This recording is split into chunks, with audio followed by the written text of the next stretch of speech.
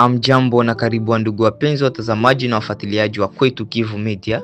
Tunawakaribisha kwenye kipindi chetu chema cha matangazo ya habari za asubuhi ya leo, tukiwa mashariki mwa nchi ya Jamhuri ya Kidemokrasia ya Kongo. Hii ni Kwetu Kivu Media, ni leo kupeperusha habari za ukweli zinazoendelea ndani na nje ya nchi ya Jamhuri ya Kidemokrasia ya Kongo. Unaweza ukagusa kwenye titre, nitakupeleka moja kwa moja kwenye description na utakutana na linki au mkomentari utakutana na linki ambayo itakuunga moja kwa moja na group letu la WhatsApp ili uendelee kupata habari zetu za kila siku. Baki nasi hadi mwisho ndugu mpenzi mtazamaji, ili upate habari ya kuenea.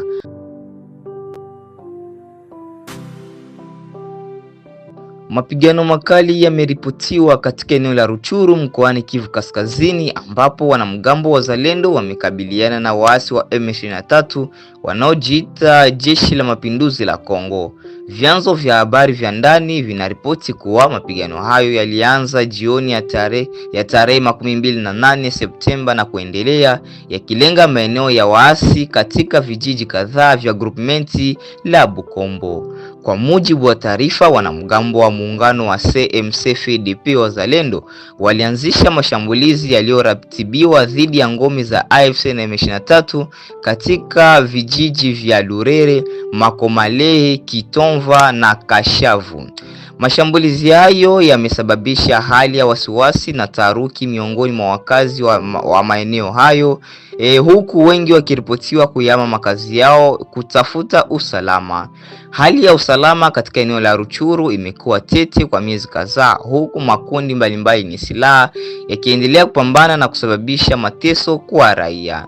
Mapigano haya ya sasa yanaashiria kuendelea kwa mzozo tata unaohusisha makundi mbalimbali ya wanamgambo na jeshi ya serikali, mara nyingi kwa kushirikiana na washirika wa kikanda.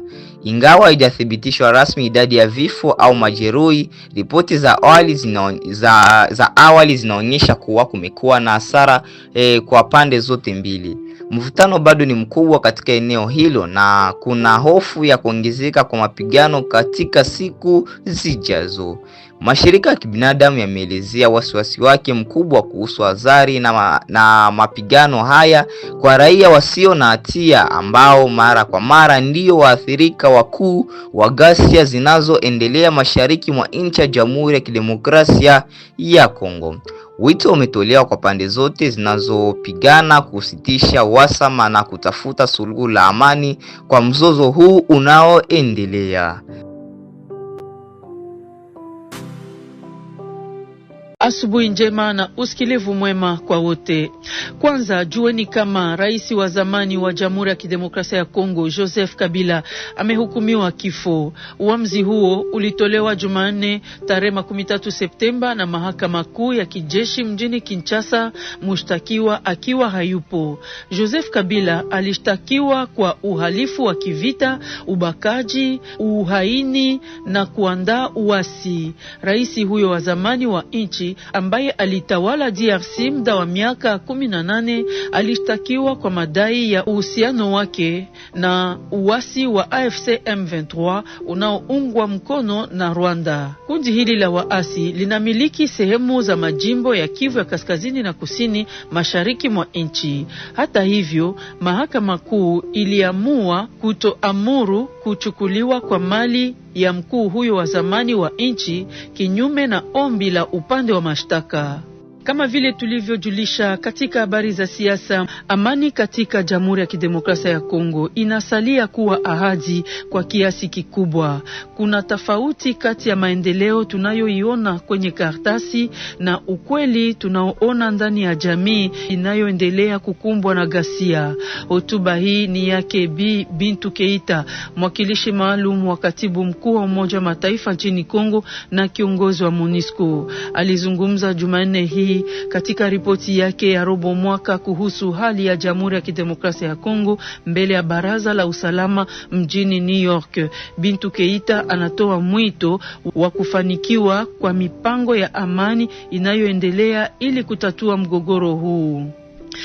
Kuhusu habari za kiutu, tujielekeze Kivu ya Kaskazini. Shirika la Umoja wa Kimataifa linalohusika na wakimbizi HCR linaonya kuhusu hali mbaya ya kibinadamu inayowakabili watu waliokimbia makazi yao na wakimbizi mashariki mwa DRC, hasa katika maeneo yanayokaliwa na waasi wa AFC M23 Kivu ya Kaskazini na Kusini. Katika halfa ya chakula cha mchana pamoja na waandishi wa habari iliyofanyika Jumatatu mjini Beni, mkuu wa ofisi ya HCR katika kanda hiyo alieleza kuwa kuwajali watu hao wakimbizi bado ni changamoto kubwa, hasa kutokana na ukosefu wa fedha. Pepe Sakuvogui alieleza haya kwenye microphone ya Mark Marofimbo. Actuellement, il faut dire que la situation siku hizi tuambie kwamba hali ya kihutu ni ya utata sana kwa wakimbizi wa ndani sawa pia wale wa nje, kwani kwa mfano hali wanaoishi katika maeneo ya upokezi hususan jimboni Kivu ya Kaskazini pande wake wakuu sio halisi kwa wakimbizi wa ndani sawa pia wale wa nje ya nchi. Huko maisha ni ya ugumu sawa pia jimboni Kivu ya Kusini kwa kuwajukumia. Hali hiyo yahusu pia wakimbizi wa Burundi, ikiwa udhamini kihela imekuwa ndogo sana. Ndio maana mahitaji ya wakimbizi hazijibiwe ipasavyo. Kwa sasa shirika la ASER, serikali ya Kongo na ya Rwanda waanza kuwashindikiza wakimbizi waliokuweko Kongo wakiwaelekeza Rwanda, ila kwa wale waliokuweko Rwanda kurudi Kongo ni shughuli ambazo hasijaanza bado. Pamoja na serikali ya Burundi, ASER yawashindikiza pia wakimbizi wanaoondoka jimboni Kivu ya Kusini kuelekea pande wa Burundi. Aussi le Sud Kivu pour aller du côté du Burundi. Katika habari zingine tuzungumzie kuhusu madibisho. Mwezi moja baada ya kuanza kwa mwaka wa shule karibu 12 bado zimefungwa katika kundi ya Waloa Yungu kutokana na mapambano ya kila mara ya kutumia silaha. Walimu katika jimbo la elimu la Kivu ya Kaskazini wanatoa mwito wa kuimarishwa kwa muda kwa hatua za usalama, wakisubiri kurejeshwa kamili kwa amani ili kuruhusu idadi ya watu kurejea vijijini mwao na kufunguliwa kwa shule. Shule hizi ni shule 7 za msingi na 5 za kisekondari, ziko katika mji wa Bibatama na Mitwa inayopatikana katika eneo la Masisi na kundi ya Luberike kwa mjibu wa vyanzo vyetu. Tujielekeze sasa upande wa Ankoro huko Kalemi katika jimbo la Tanganyika. Kesi 55 za kipindupindu ikiwa ni pamoja na vifo 3 vimerekodiwa katika muda wa wiki moja ndani ya eneo la afya la Ankoro katika eneo la Manono. Kulingana na daktari mkuu wa eneo hilo, ukosefu wa maji ya kunywa ni sababu kuu ya ugonjwa huu. Anabaini kuwa maeneo ya afya yaliyoathirika zaidi yapatikana kando ya mto wa Kongo. Michel Chinish Courge, daktari mkuu wa eneo la afya la Ankoro, anasisitiza kuwa vikao vya uhamasishaji zidi ya kipindupindu vinafanyika katika vitongoji mbalimbali. Tumsikilize akihojiwa na Pole Munanga. Tunahakikisha kuwa eneo la afya la Ankoro linakabiliwa na janga la kipindupindu. Tuna kesi 55 na vifo 3 karibu ya maeneo 6 ya afya tayari yanaripoti ugonjwa huo, na haya ni maeneo ya afya yaliyopatikana kando ya mto Kongo. Tuliitisha mkutano na viongozi wa vitongoji ambao wanapiga kelele asubuhi na jioni kwa megafon ili kuongeza uelewa kwa jamii kuhusu hatua za usafi, na kampeni ya uhamasishaji inaendelea katika makanisa na shule. Tunatambua kuwa jiji la Ankoro halina maji ya kunywa kwa sababu huduma ya maji ya Regideso haitumike tena tangu muda mrefu. Kwa hiyo watu wanakwenda kupata maji yao kutoka mtoni. Tumeweka vituo 8 vya klorini kando ya mto.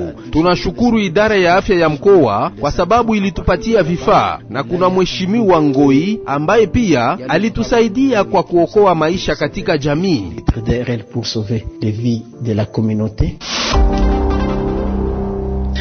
Tunapatikana sasa upande wa Mbujimai katika Kasai ya Mashariki. Kuna habari njema kwa wanafunzi katika eneo la Kasai kubwa. Kazi ya ujenzi wa uboreshaji wa chuo kikuu rasmi cha Mbujimai sasa imemalizika kikamilifu.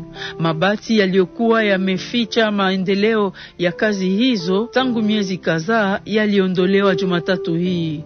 Wakazi wengi walifanya safari ya kutembelea kituo hiki cha chuo kikuu. Maelezo mengi iliyotayarishwa na Esther Ndalafina inatafsiriwa na Florence Kizalunga. Ni jengo nzuri na ya kupendezwa yenye imejengwa katikati ya nchi kulingana na wakazi kadhaa waliopatikana huko Jumatatu jioni. Chuo kikuu rasmi cha Mbujimai IOM kilijengwa tangu mwaka 2022, kimejengwa hivi karibuni kuwa na kumbi 16 zenye viti 200 kila moja, ukumbi wa michezo miwili wenye viti 400 kila moja, chumba kimoja cha kompyuta na meza 16 za kazi, maktaba moja yenye viti 44 vya kusomea, vyumba 2 vya walimu, chumba kimoja cha kulala yenye vyumba 154, mfumo moja wa maji ya kunywa, jenerata moja kubwa,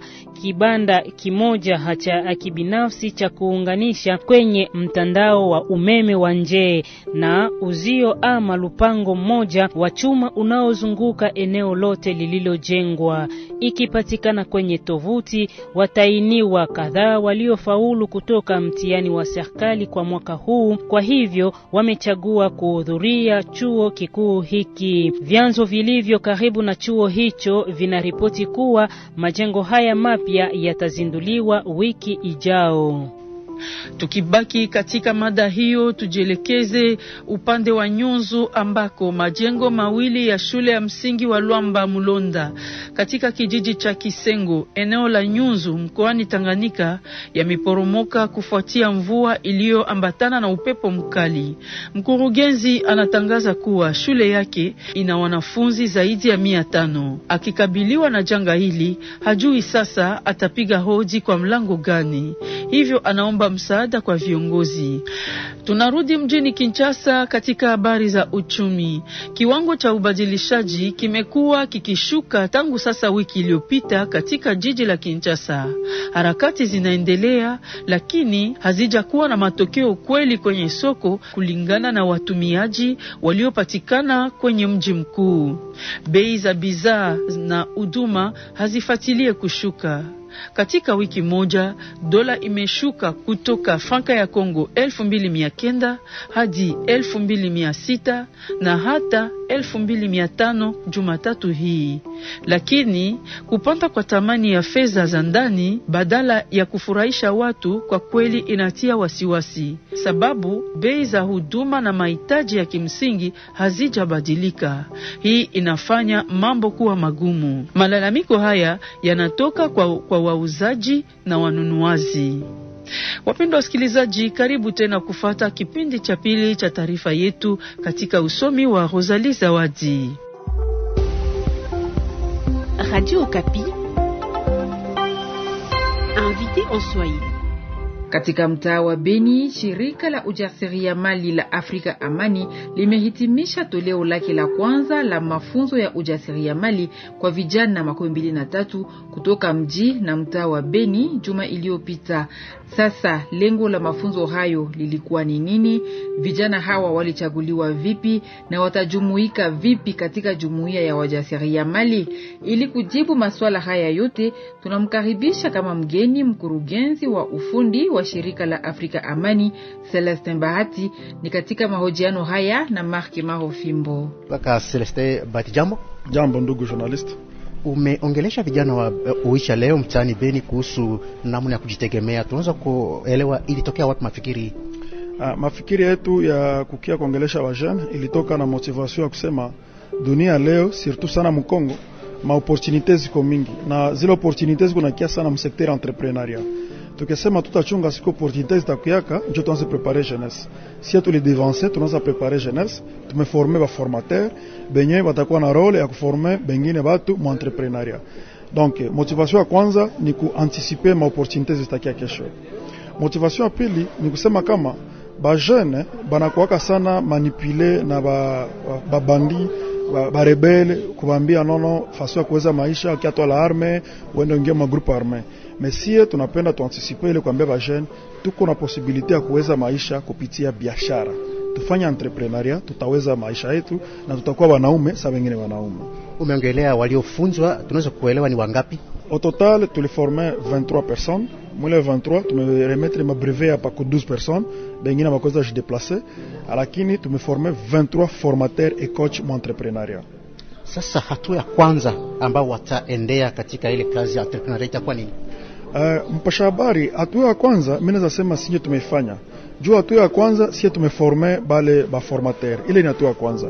Hatua ya pili ni ya jeunesse kudecide kuitika kukiafata formation na benye batakubali kukuwa incube kwetu. Juu Afrika Amani au-delà kukuwa organisation humanitaire, tunaongelea amani, tuko aussi incubateur. Tuna incube ba jeune, banakia kwetu hata hana idée d'entreprise, anatoka kwetu na idée d'entreprise. Manaki hatua ya pili na ni appel tunalancer kwa jeunesse bakuye bafate formation, itabasaidia sana. Wasichana pale wako encourager apparemment. Ndiyo, tunashukuru sana badada wa Wicha, biko badada wa courageuse sana. Balikuwa bengi, balifata formation. Curieusement, balikuwa pariwa courageuse, très active. Donc badada wa Wicha, bengine mukuye ba mingi, puisque mko ba formatrice batoto ya mwingine, bataba encadrer mzuri zaidi. Na hapa Wicha atakayeuliza ofisi yenu ni wapi? Ataenda Beni wala hapa? Tuko na ofisi Beni na tuko na ofisi hapa Wicha. Si ya maîtriser mwingine mzuri, lakini communiquer zitapita kwa radio, wapatie adresse na manimero zitapita. Juu watu mnaweza contacter, juu kukia tola inscription kwa Afrika Amani. Hakosa kwa kumaliza, hii formation inafika wakati ambao dunia ulimwengu inasherehekea mwezi kuu ya amani. Utakuwa na ujumbe gani kwa vijana wale? Message yenye niko nayo kwa vijana yote ya Beni, territoire Beni ville na particulièrement vijana ya cité ya Wicha. Tuko na ingine moya kuresire bila kutola silaha. Tunaweza resire bila ta politique.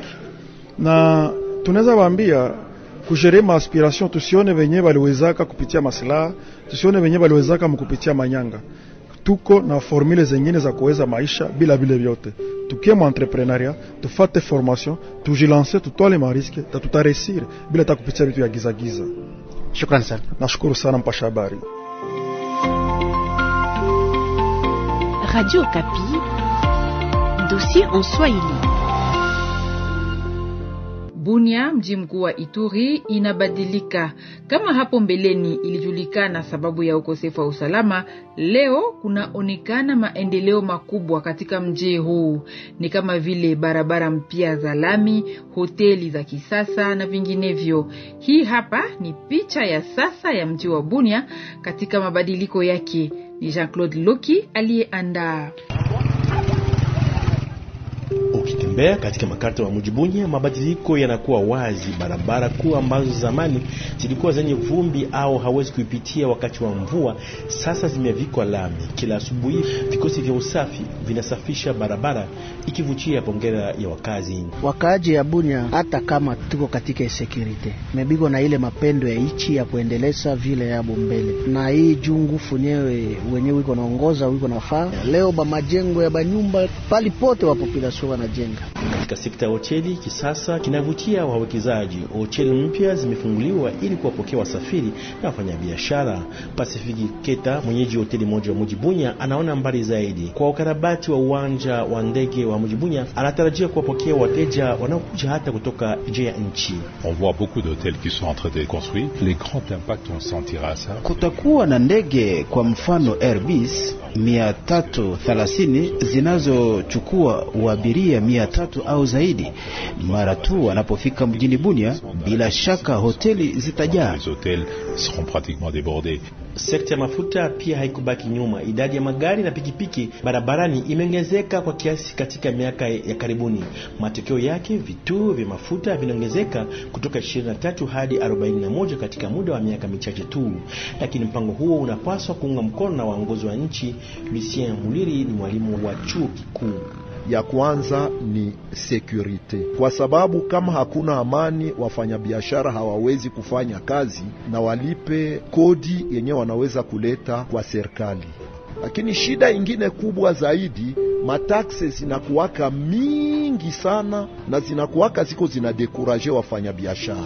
Ingalikuwa heri guvernema yetu na leta afikirie wafanyabiashara, awapunguzie mataksi, waendeleshe biashara, wapatie wenye hawana makazi wapewe makazi, na ushuru ilipiwe na maempo zote zilipiwe, na ili itasaidia leta naye kuendelea mbele, na muji yetu pia inaendelea mbele na inavutia watu wengi. Bunia inataka kufunga ukarasa wa sura ya machafuko na kuwa sasa kama mji kikuu cha kiuchumi katika jimbo la Ituri. Toka Bunia, naitwa Jean-Claude Luki Dile, Radio Kapi. Na ni hapo tutaenda kuweka nukta kamili kwa taarifa yetu ya siku ya leo. Aksanti waliotusikiliza, tukutane tena baadaye.